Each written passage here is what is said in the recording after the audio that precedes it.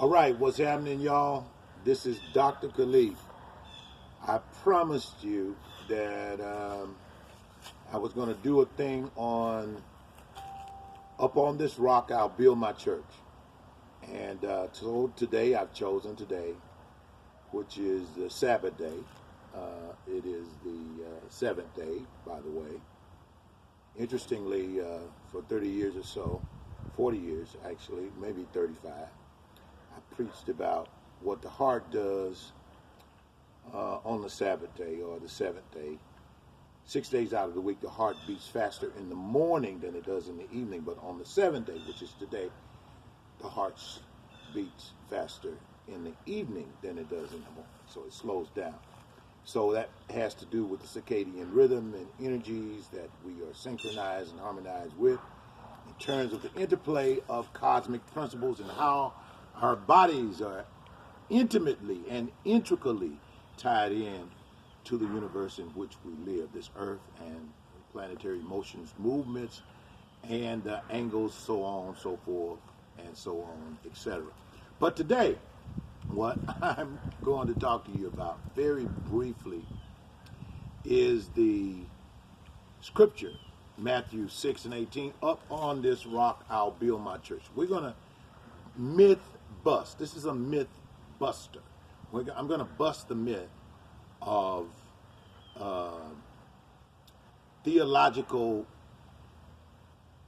mismetagesis of this text, misapplication, metagesis of this text. I'm going to give you the actual fourth level interpretation. There are 4 levels of interpretation to Scripture.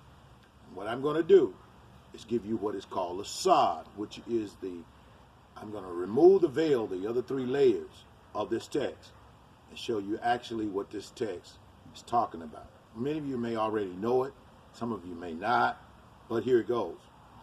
And when he told Peter, up on this rock I'll build my church, of course the word Peter is Petra, meaning stone.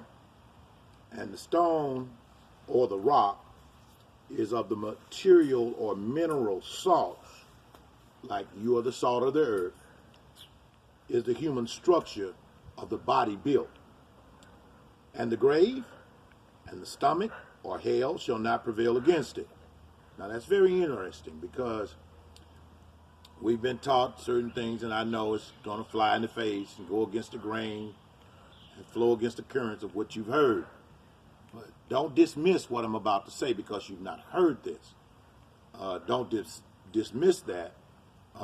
Rather, what you should do is research what I say.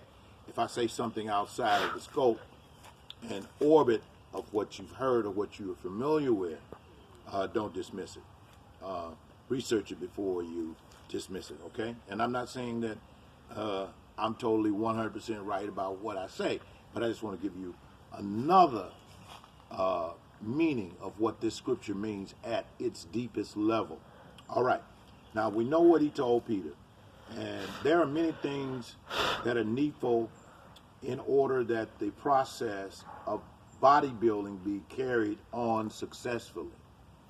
But there are 2 things that are absolutely necessary, and those are air and food. Water is required, by the way, and I'll give you this book in a moment. But food may contain much liquid material in and of itself. So air and food are 2 necessary building blocks. Now, he told Peter, up on this rock, Petra, meaning stone, of the mineral salts is the human structure built. The human structure is built on the mineral or inorganic cell salts. That's how our bodies are built. We're built with those 12 mineral inorganic cell salts. Okay. Now,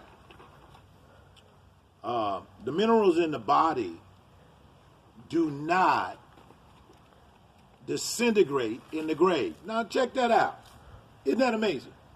That the mineral cell salts, inorganic cell salts, do not disintegrate in the grave. They are found intact long years after the form of the body has disappeared.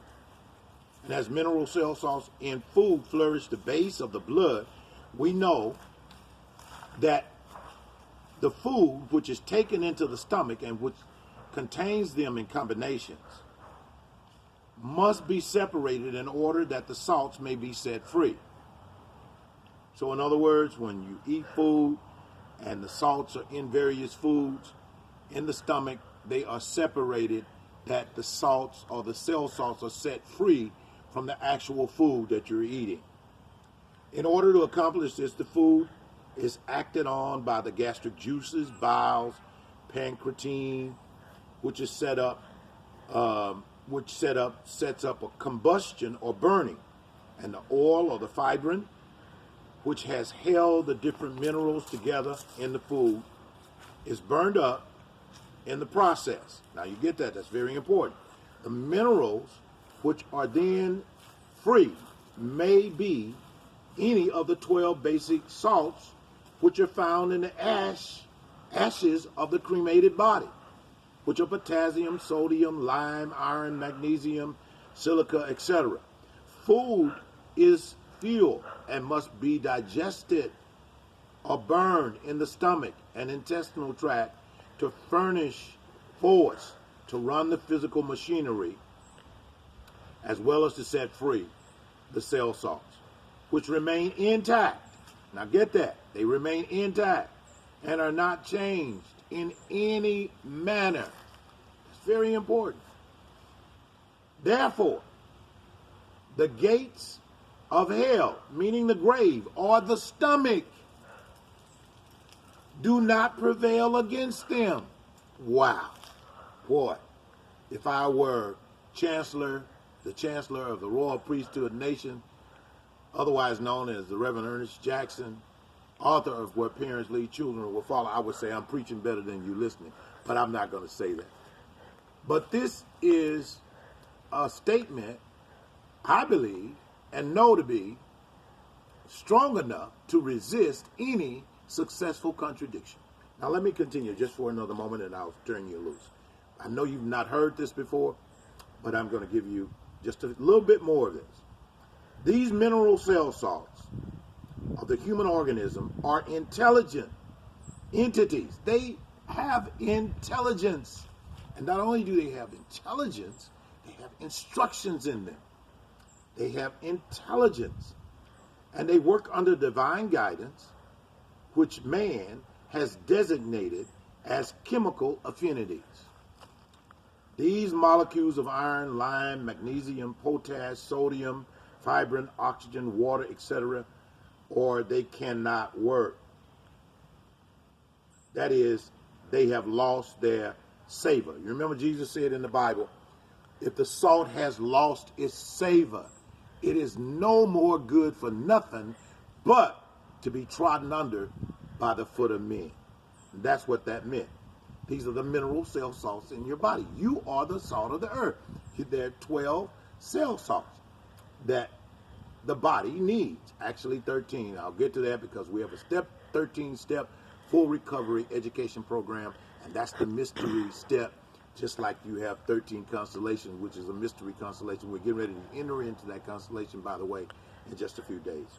Now, the mineral salts are the base of the blood, and the blood is the product of the proper balance of the dynamic molecules. Poor or imperfect blood is the product, or it happens of a break in a molecular chain of salts, having lost the savor.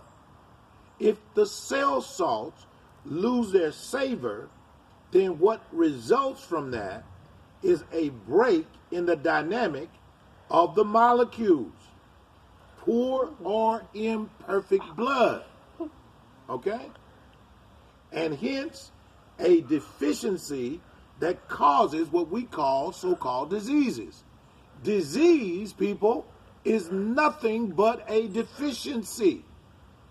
Get that? Let me say that one more time. Disease is a deficiency. Deficiency of what?